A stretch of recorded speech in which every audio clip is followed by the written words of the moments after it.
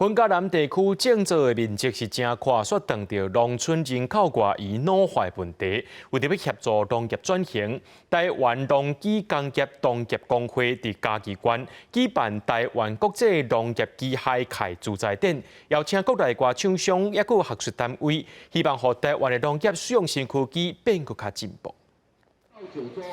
嘉义大学的团队利用流动冰封的设备，让冰霜甲规粒青花菜包起来，唔但减少运送的损伤，阁会当增加50%到75%的实在保存时间。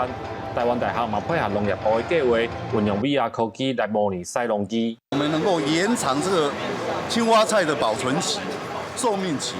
然后就等于我们弥补我们国内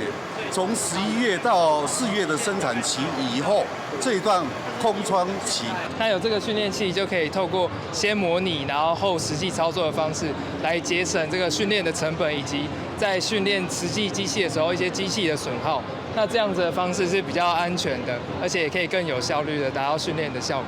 国际农业机械展27天正式伫嘉义县举办。主办单位表示，有机会看到国外的设备，对国内农机的研发是一个真好的合适机会。业者嘛讲，这几年来，国内农机的外销嘛愈来愈受到肯定。外国的土地啊大，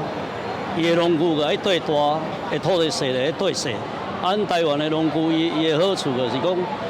经过台湾的改造、研究，咧修正什么货，咧现场试验。豆豆进步出来。外销主要当迄个东南亚这个国家，像印尼、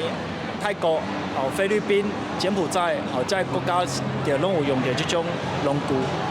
来自国内外200间业者，计共700个单位，伫嘉义县政府头前广场来展示农业设备甲机械。为10月20开始到10月23，嘉义县农业处表示，农机具代替人工是一种趋势，了解新的农业技术甲设备，才有法度替农业转型做好准备。记者林慧婷，嘉义报道。